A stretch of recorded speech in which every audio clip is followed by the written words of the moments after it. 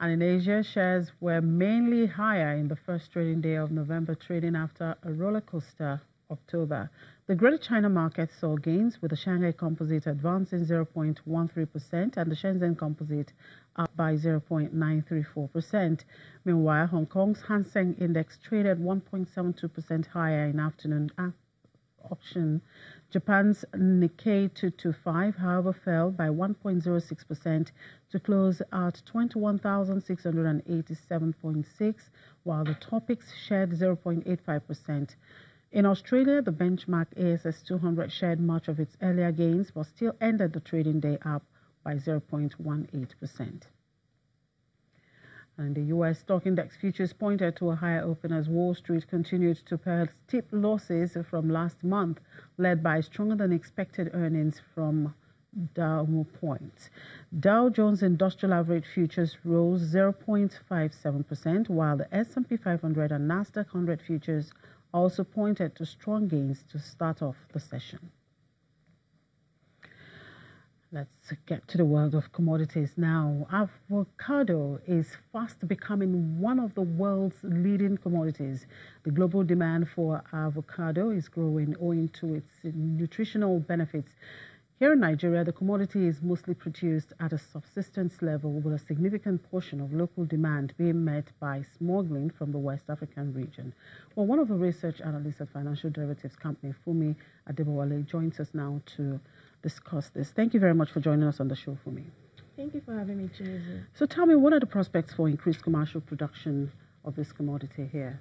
Yes, like you said, avocado is becoming one of the world's leading commodities, and this is due to its nutritional benefits and increased usage. In the last 10 years, we've seen countries such as the US increase demand for this commodity, and this is creating a venue for producing countries like Mexico and even Kenya to take advantage to develop their revenue base. So in Nigeria, we're also seeing this trend as the influx of restaurants is increasing demand for this commodity. It is used for smoothies, for salad, and even the oil that is extracted from the flesh of avocado is used for cosmetics. So we know now that the demand is there. So our next focus should be on supply. So how do we expand the supply chain in Nigeria? In Nigeria, the commodity is majorly produced in the southern Nigeria, such as Edo and Ondo, and it is produced in small quantities. So what needs to be done is, how do we need to expand this?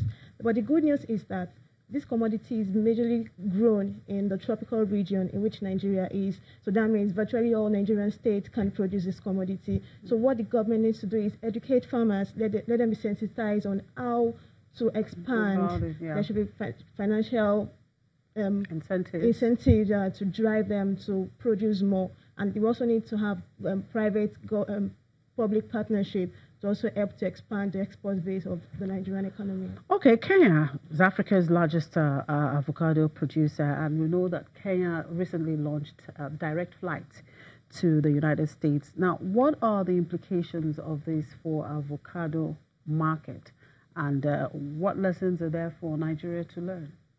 Yes, like you said, Kenya just launched a direct flight to the U.S., and we expect this to have significant impact on the Kenyan market. Currently, Kenya is the largest producer of avocado in sub-Saharan Africa. So this initiative will definitely help to ease movement of people across both countries, and agri produce stand to benefit from this. So since Kenya is the largest producer, we expect the trade relationship between both countries to improve. Also, we could also see a reduction in the time of delivery of avocado to the U.S. So this could help to reduce post-harvest losses. We could see an improvement in the quality of the produce, and this will also help to reduce the amount that we spend on preserving this produce.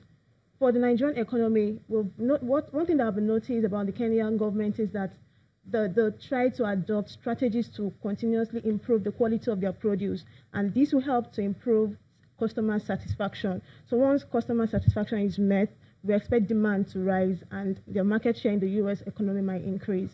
This is a good lesson for Nigeria. Nigeria, okay. Now, of course, we know that U.S. is the largest importer of this commodity, just accounting for about 15% of global imports.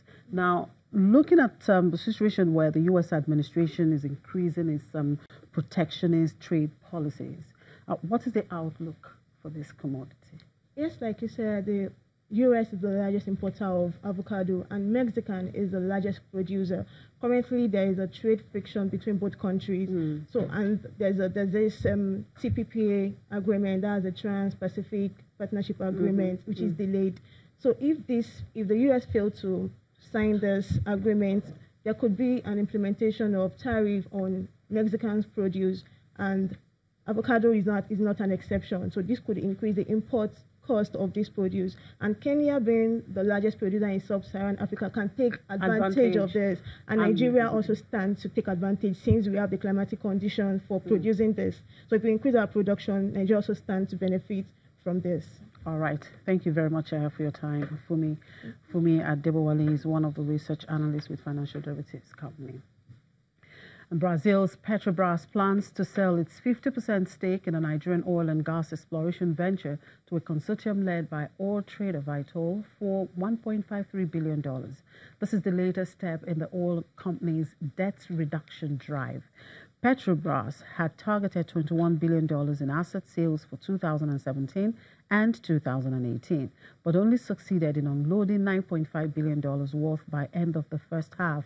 The deal includes an upfront payment of $1.41 billion, an additional payment of up to $123 million to be paid when the Agbami field in Nigeria is reassigned to the new owners.